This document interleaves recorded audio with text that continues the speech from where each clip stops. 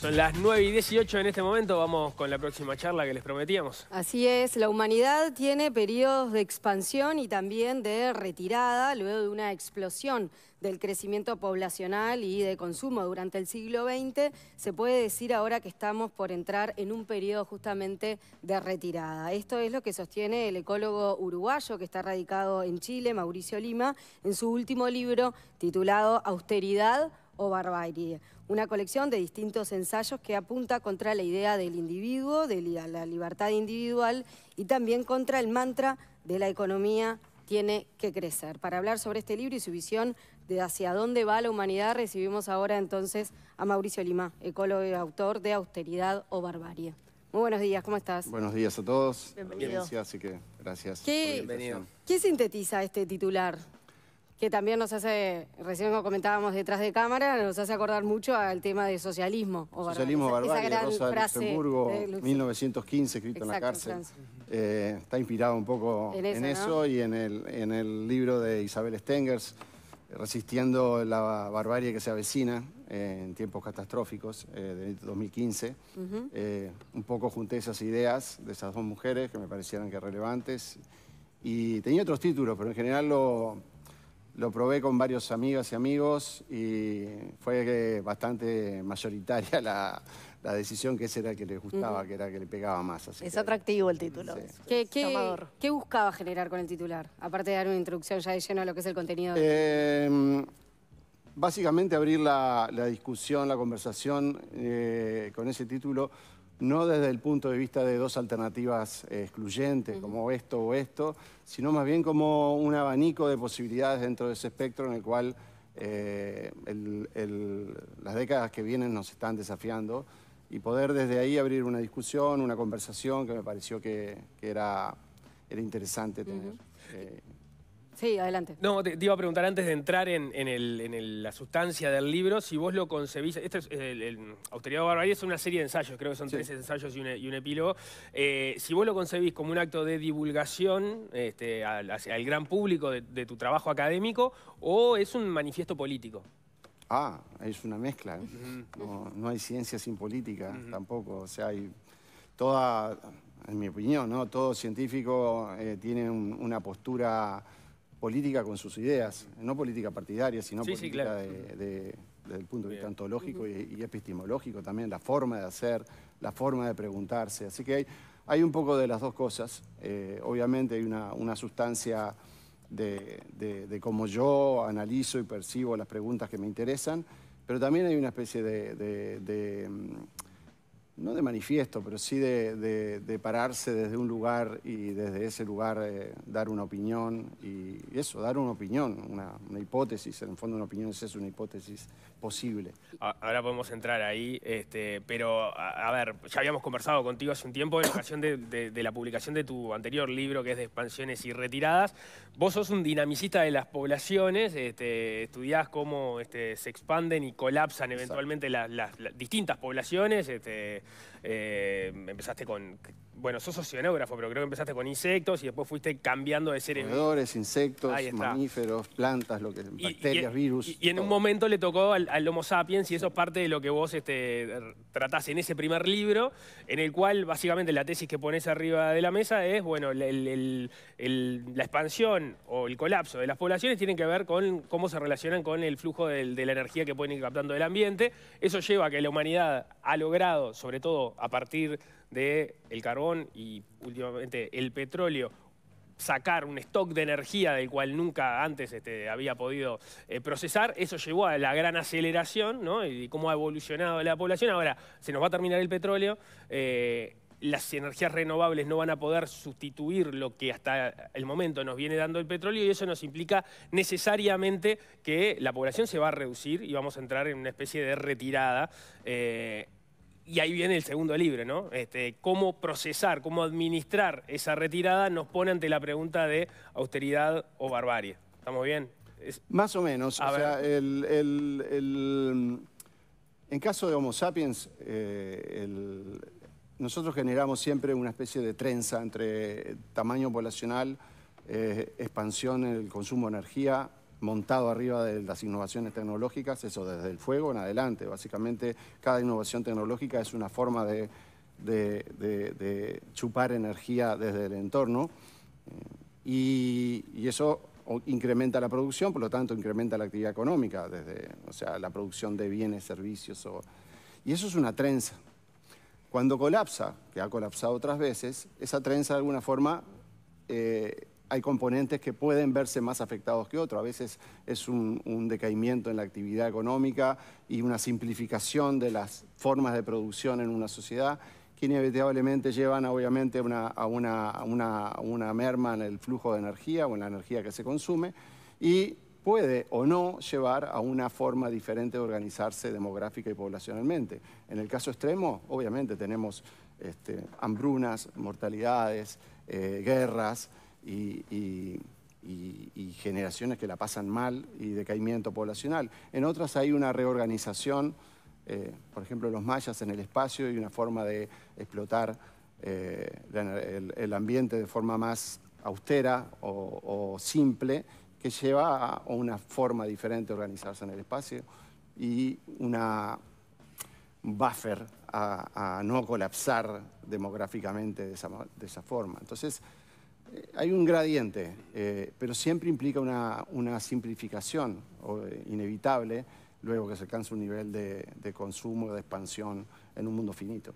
Vos planteás un tema que a mí me interesa bastante entenderlo, porque cuando hablamos con cualquier, o escuchamos a cualquier ministro de Economía o cualquier persona que gestiona los recursos, lo primero que te dice es, el país tiene que crecer. Y vos decís, no vamos a poder crecer más. Entonces, ¿cómo conviven esas dos visiones del mundo? Bueno, nada que crezca es sostenible en un mundo finito, para empezar. Por lo tanto, el crecimiento como principio de orientación me parece que no es sostenible en el largo plazo. Luego hay un tema de evidencia.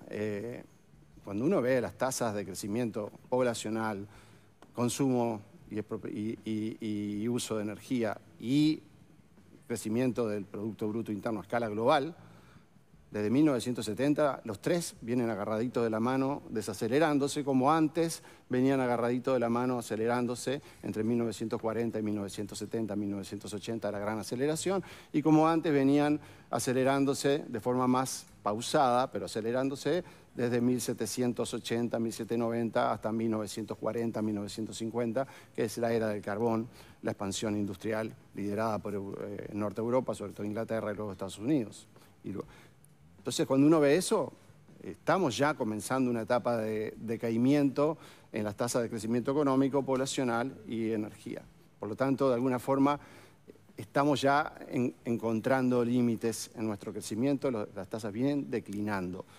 Y desde ese punto de vista, pensar que vamos a poder crecer independiente de esa fuerza global, los sistemas económicos son sistemas de transducción de energía, son sistemas en los cuales se transforman materiales y energía y se transforma energía en nuevas personas. Todo siempre ha sido así. Entonces me parece que la apuesta al crecimiento lleva a la barbarie. Esa sería la síntesis. No, la barbarie de alguna forma ya la estamos... Yo defino ahí la barbarie de ignorar la complejidad del sistema de transducción de energía que nos sostiene, que es la biosfera. El tomar eso como recursos a nuestra disposición es una especie de barbarie en sí misma. Y eso es algo que venimos viviendo y se ha ido profundizando en los últimos 40, 50, 60, 80 años con la gran aceleración, pero que data de los últimos 10.000 años con la agricultura. La agricultura es una forma de aislamiento y de autorreferencialidad en cómo nos relacionamos con la naturaleza y de alguna forma apoyado conceptualmente, filosóficamente, con la dualidad cartesiana y kantiana entre mente y cuerpo, naturaleza, hombre, física, biología. Está ahí, ese dualismo. estaba buscando y ahora no encuentro la referencia, pero en algún momento de los ensayos señalás que el conflicto que se viene es entre el de los humanos que creen que están solos en el mundo y utilizan los recursos como si les fueran propios, y los humanos terrenales, les llamás, que entienden que en realidad son interdependientes de todo lo demás y que toman esa variable a la hora de moverse y plantear las sociedades que tienen que vivir. Sí, es una... ahí cito a Bruno Latour, filósofo, antropólogo francés, es el que tiene esa idea de que en el fondo la gran disyuntiva que nos acecha ahora es ese darse cuenta, ese prestar atención de que nosotros dependemos de la red de vida, de esta, como digo yo, la red de transducción de energía que sostiene todos los procesos de vida y que incluso regulan el clima en el planeta, y a los cuales estamos desafiando con nuestra expansión. Por lo tanto, la posibilidad de un futuro habitable, y ahí yo me gusta usar esa palabra más que la sostenibilidad, que se usa mucho, el percibir, visualizar un futuro habitable es indefectiblemente un futuro con otros, y ese otros es no humanos, es otros seres no humanos, otras entidades no humanas, muchas de las cuales vamos a tener que negociar condiciones de habitabilidad con ellas. Estamos en el debate del agua, de los bienes comunes universales. No son recursos, están reaccionando. El cambio climático es la constatación empírica de que estamos viviendo en un mundo reactivo. Un mundo reactivo quiere decir que un mundo que reacciona a nuestra presencia, a nuestro tamaño, a nuestro consumo. Yo lo decía en el libro anterior y un poco lo digo ahora, nosotros vivimos en un mundo en el cual en promedio consumimos como un elefante africano. Cada persona que debiera consumir en su límite basal de mantenerse en el día a día entre 2.500 kilocalorías al día y quizá 4.000, 5.000 si hacemos ejercicios, cubrimos todas nuestras necesidades de movimiento y vestirnos y funcionar como sociedad en forma colectiva, unos 4.000, 5.000 kilocalorías, consumimos en promedio 54.500 kilocalorías, que equivale a un bicho, a un mamífero de 4 toneladas. Es como tener 20 esclavos energéticos, 25 esclavos energéticos haciéndonos cosas todo el tiempo. Ese es el mundo que vivimos. Y eso es lo que decís, no se sostiene. Eso no se sostiene. Un mundo de recursos finitos. Y eso en promedio. Imagínate que hay, bueno, hoy hablaban del 1%, de ese 1%. Sí. Ese 1% probablemente tenga 100 esclavos energéticos o 150 esclavos energéticos. Dobles que consumen como un humano en el día, cubriéndole una cantidad de necesidades. A modo de ejemplo, vos decís, bueno, el entorno, la naturaleza reacciona. Un ejemplo es el cambio climático. Ponernos otros ejemplos de límites que ya estemos viendo que se trasvasaron y por lo tanto está reaccionando el planeta.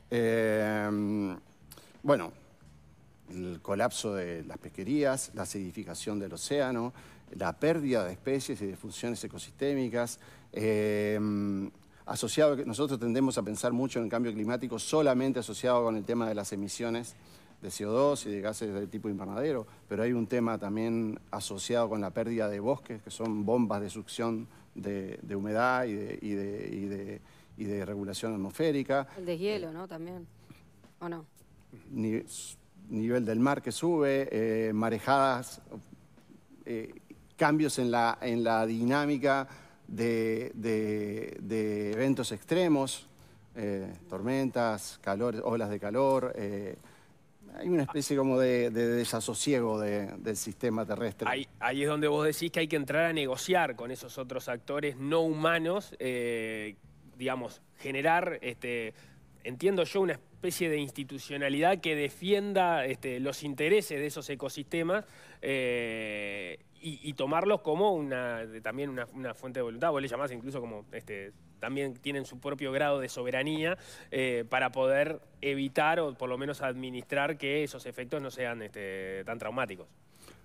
Sí, el ejemplo, por ejemplo, en Santiago nosotros tenemos un proyecto del Centro de Ecología Aplicada y Sustentabilidad y siempre discutimos que Santiago, Chile Central, se está enfrentando a una mega sequía asociado con el cambio climático, o sea, el matorral de Chile Central, el bosque esclerófilo, se está transformando en un sistema semiárido, asociado a esa mega sequía, pero también asociado a la actividad minera, al uso del agua de las capas subterráneas, de las napas subterráneas para la minería, para la expansión de vitivinicultura y cultivo de paltos. Hay toda una tensión del sistema. Para la población de Santiago va a ser muy diferente negociar.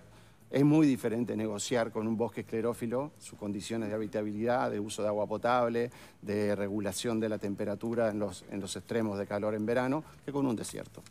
O sea, si nos vamos a sentar a conversar, yo prefiero conversar con un bosque esclerófilo como habitante de una ciudad o que con un desierto. Claro, entiendo eso para entender la idea, porque a muchos les puede sonar como un poco lejana, más allá que hay algunas experiencias concretas en el Mar del Norte, has escrito en los libros, pero lo que vos decís es que se genere efectivamente una especie de organismo representado obviamente por humanos que de alguna forma vele por los intereses de esos ecosistemas. Pienso en la discusión que estamos teniendo acá con el agua y, no sé, alguien que vele por los intereses de la cuenca de Santa Lucía, ¿sería algo así? Algo así.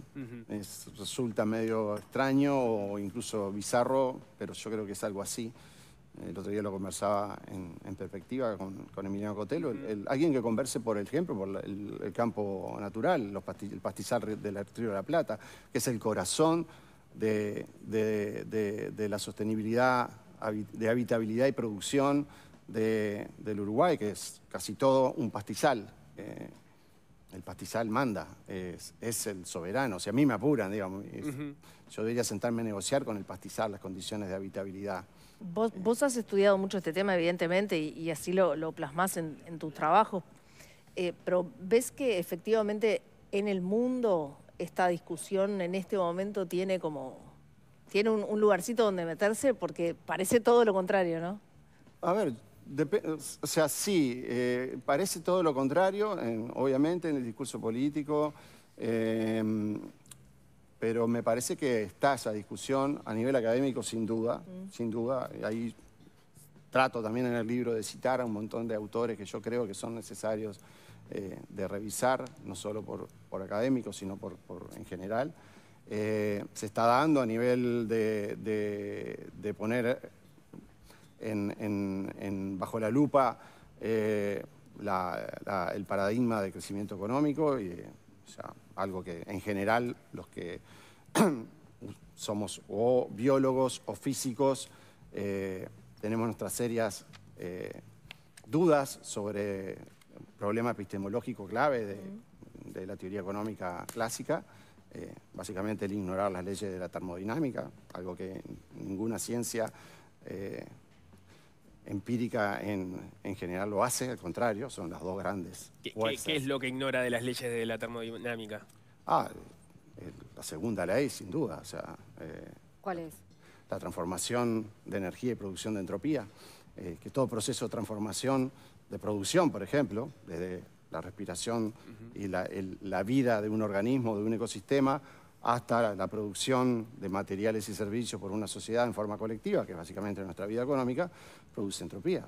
Y la forma es de acelerar esa producción de entropía porque es la forma que los sistemas disipativos funcionan. Y la producción de entropía implica que alguien le estamos degradando algo, estamos modificando gradientes de energía. Y al modificarlo, básicamente estamos trayendo materiales de energía de un entorno y desechando cosas. Y por lo tanto estamos, a medida que nosotros nos agrandamos, nos complejizamos, es a expensas de otros. O sea, eso es inevitable. No existe eso de un crecimiento ilimitado. Por lo tanto, uno en un sistema conceptual que funciona bajo la segunda ley de termodinámica, tiene que estar implícito en la forma de proceder conceptualmente. Y esa es la explicación también para que sea realmente incompatible el crecimiento económico con el desarrollo o la protección de todos estos actores de los ecosistemas distintos. Exacto. Es una incompatibilidad de... Nosotros tenemos un imperativo como todos los sistemas vivos al crecer, y al crecer producir entropía. En los sistemas naturales, los sistemas usan otros sistemas transferir materiales y energía, pero encuentran límites. Entonces, o sea, están constantemente en esa lucha por tratar de expandirse, pero alguien te pone alguien te pone los límites. Nosotros tenemos esa capacidad, esa expansión, que no es única. Las hormigas, hay un par de especies de hormigas y de termitas que cultivan hongos que tienen muy similar dinámica expansiva de división de labores, de autorreferencia, cerrarse a las interacciones con su entorno y expandirse hasta que colapsan. A diferencia que de nosotros, han evolucionado por 50 millones de años, las reinas, cuando colapsa la colonia, se dispersan y fundan otra colonia en otro lugar. Un poco lo que están haciendo el 0,1% que está pensando en irse a Marte. Te quiero hacer una pregunta. Si recuerda, es una dinámica muy similar. Te quiero hacer una pregunta sobre eso concretamente, que es en la discusión que se está dando sobre grabar al 1% más rico, y, en fin. Vos planteás que en vez de grabar al 1% más rico, en todo caso, se podría grabar el consumo en general, el consumo de energías. ¿En algún lado se está haciendo eso? No. No. No, es una idea que yo le leía a un par de físicos, Rainer Kümmel, alemán, que tiene un par de libros sobre economía, entropía y energía. Él es de esa idea de que al final la energía está por debajo de todo. O sea, la producción económica es capital, trabajo, pero sobre todo es energía, y energía alimentando el capital y el trabajo. O sea, en el fondo es una dinámica jerárquica. Vos tenés un flujo de energía que activa el capital, activa el trabajo. Los trabajadores tienen que comer, vestirse, trasladarse, por lo tanto gastan energía, usan energía, consumen energía, y la energía alimenta las redes de producción. Por lo tanto, está por la base de todo. Y ha sido desconocido eso en teoría económica. En general, los residuales de Solow, famosos, no se explica un porcentaje de la producción, no se explica, y la energía en general cuando se usa en forma aditiva y explica solo un 5 o 6% de las curvas de producción. Me quedan un par de dudas. Una es, ¿qué respondés vos? O sea, porque lo que vos decís es, no sé si el colapso civilizatorio, pero la retirada, la disminución de la cantidad de gente en el mundo por una cuestión de que ya no podemos acceder a los mismos niveles de energía que veníamos consumiendo, porque en realidad, vos decís, encontramos el colchón de los abuelos con el petróleo que nos permitía, consumir una energía que ya no vamos a tener.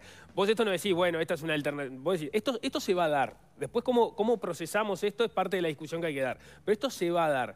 ¿Qué respondés a alguien que te esté mirando del otro lado, o incluso otras personas que piensen, bueno, pero ese es un escenario, Mauricio Lima es un apocalíptico, esto no necesariamente se va a dar, la tecnología ha avanzado mucho, las energías verdes quizás tengan la chance de salvarnos de este escenario que él plantea? ¿Vos sobre eso qué respondés? A ver, respondo un poco que las energías verdes no nos van a salvar o sea, no son alternativa hoy por hoy, en términos biofísicos, por densidad energética, por el mismo condiciones de borde. Una cosa es funcionar con condiciones de borde de flujo, como funcionamos durante 200.000 años, y otra cosa es funcionar con condiciones de borde de stock, como funcionamos hace 200 años. El flujo sería lo que yo puedo procesar en el momento, el stock Exacto. es, bueno, yo encuentro algo, tengo un tanque de combustible enorme, que es el yacimiento de petróleo. Exacto. Y me lo gasté. Y me lo gasté, exacto. Y el flujo es las energías renovables, eólica, fotovoltaica, incluso hidroeléctrica, es flujo. Vivimos con el sueldo, digamos. Y no pueden sustituir a lo que nos da el petróleo. Y también tiene un problema de cuánto invierto para... El petróleo es una maravilla, el petróleo ya viene trabajado, son enlaces de hidrógeno y carbono ya trabajados por la fotosíntesis de plantas hace millones de años y acumulados. Por lo tanto, lo único que tenemos que hacer es destilar y usarlo. Muchas de otras fuentes de energía, por más que sean abundantes, limpias, muchas hay que ponerle energía arriba para poder convertirlas en energía útil para trabajo. Y eso es obviamente te deja un margen menor de energía útil. Por lo tanto, básicamente te obliga a cierto grado de austeridad o de menor flujo de energía en una sociedad o básicamente en una sociedad. Y eso yo creo que es lo que viene, y aparte somos 8.000 millones, no somos, y eso va a obligarnos, lo que me parece, indefectiblemente, a organizarnos de una forma diferente. Vos planteás en tu libro que... No es apocalipsis, no es que, es que es posible que lo hagamos bien y que logremos tener una vida de muy buena calidad, siendo más austeros, o sea, como sociedades, gastando menos, consumiendo menos, viajando menos. Es posible que logremos esa austeridad. Hay que cambiar la cabeza en general de cómo vemos y vivimos el mundo hoy. ¿Tu grado de optimismo para que eso se corrobore? Me imagino que no es muy alto. No, vos es que he ido cambiando con el tiempo. Yo creo que sí lo vamos a lograr. Yo creo que los humanos siempre somos expertos por más que ahora no lo estemos demostrando, siempre hemos sido expertos en prestar atención a las formas de convivir. Yo creo que estamos ciegos porque el petróleo es una especie de maravilla tan grande en términos energéticos que nos ciega de todas las cosas de las cuales dependemos para tener una vida material digna. Sin querer ser apocalíptica con la pregunta, vos en tu libro planteás que vos sos hijo de una generación de una efímera y extravagante prosperidad. ¿Cuánto tiempo tenemos para que eso cambie? A ver, ahí yo cito a Frederick Soddy, premio Nobel de Química, usó esa frase en 1922, en un par de libros que hace una crítica, básicamente usando termodinámica y física para la economía, el valor del dinero, la teoría económica en general. Yo creo que yo soy hijo de la gran aceleración y me parece que las nuevas generaciones no van a disfrutar de ese horizonte material expansivo que yo disfruté, que mi generación disfrutó, y la de mis viejos, y probablemente lo que pasa es que culturalmente todos es tan poderoso la expansión, es tan poderoso el sentir que todo durante tu vida va mejorando materialmente, que las cosas, que uno no puede evitar como sociedad y entorno contagiar de esa lógica a las nuevas generaciones. Entonces, yo creo que ahí hay un problema, hay una inercia, un desfasaje entre lo que viene en términos energéticos y de posibilidad de crecimiento económico y y lo que hemos transmitido como generación. Y eso es allí. Vos hablas de las generaciones, y pero no son generaciones demasiado lejanas, ¿no? Porque lo haces en el ensayo, ponés, digamos, imaginar escenarios relativamente cercanos, 2045, 2055, 2060, donde ya empezamos a ver de manera muy patente esas restricciones acá en Uruguay, por lo menos en un ejercicio imaginativo. Pero lo último que te quería preguntar, porque tenemos que cerrar, es... o sea, ¿cómo se lidia, cómo se construye esa nueva austeridad que hay que hacer? Porque en el libro Democracia Muerta, Juan Pablo Luna, que te cita, vos después citás a...